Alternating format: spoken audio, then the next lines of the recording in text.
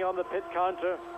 But here's the man that really, I think, a lot of focus of attention this weekend is on.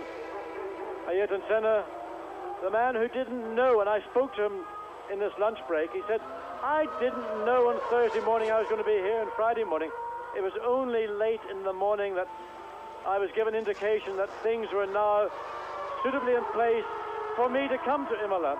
And I said, Ayrton, you shouldn't be doing things like this. He said, listen, John, I didn't know. On Thursday morning when I woke up, I thought I was going to be watching the race on television.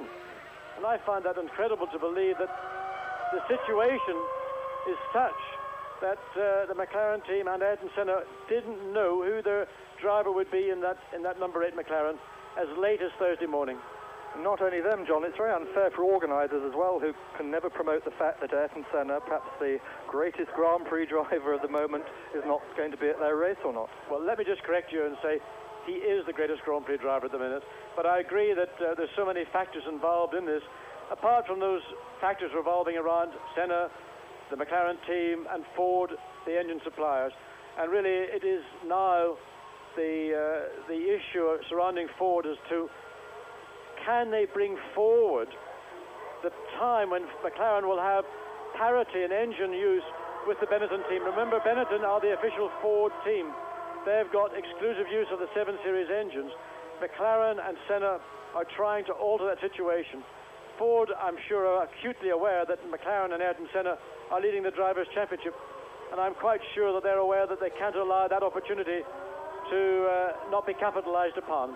And I hope that by this weekend's conclusion that there will be something concrete and positive to announce in that respect. We just saw Ayrton Senna there passing Johnny Herbert on his first out lap. We still haven't seen on the track this afternoon Damon Hill, Alain Prost. We haven't seen Riccardo Patrese. In fact, Patrese has just got out of the pit, so they have got that car repaired.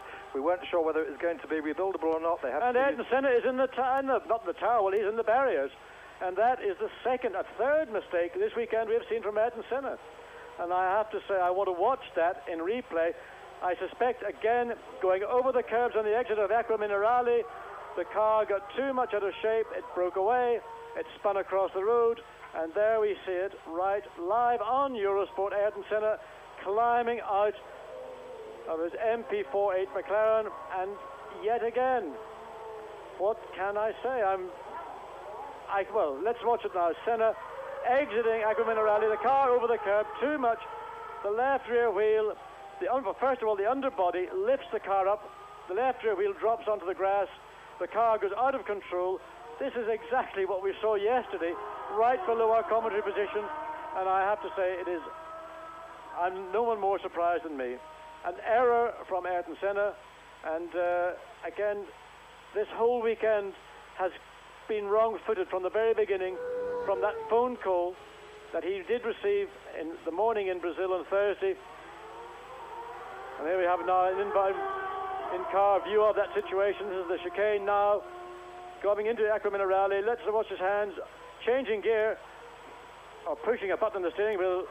The car gets away from him, bang, and there you see. This all, of course, John, means that Michael Schumacher, at the moment, whatever happens, is going to stay ahead of Ayrton Senna. Whether Schumacher can keep his third place at the moment remains to be seen. Picking up bits of Senna's car there, he looks so unhappy. Well, his body language, I think, summarizes it for us all. He is absolutely unbelieving in what has taken place.